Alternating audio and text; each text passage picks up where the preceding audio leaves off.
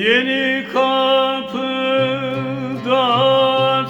atlılar, uyanman aman. Dizilmişsini tatlılar, uyanman aman. Yar aman aman. Yarim beni beğenmezdin, uyanman aman.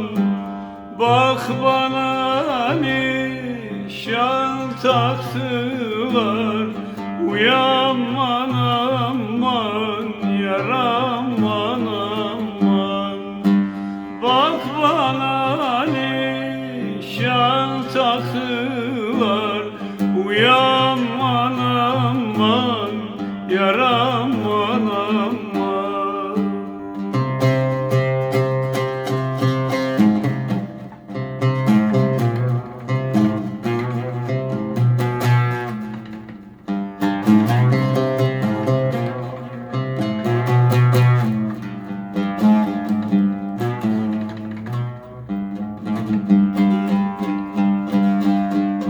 Nazlı gelin sürme çekmiş gözüne,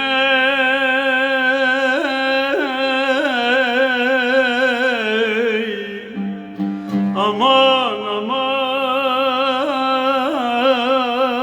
aman, aman aman.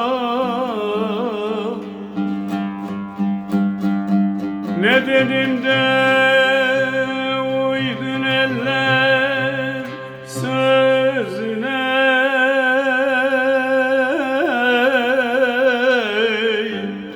aman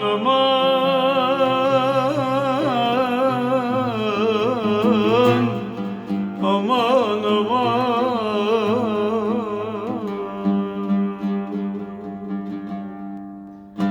Yeni kapıda var atlı, uyanman aman. Yar boynuna inci taktı, uyanman aman. Yar aman aman. Artık beni alamazsın, uyanman aman.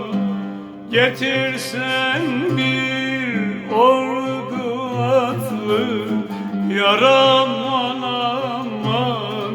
Gel aman aman. Getirsen 1500 atlı, uyanman aman.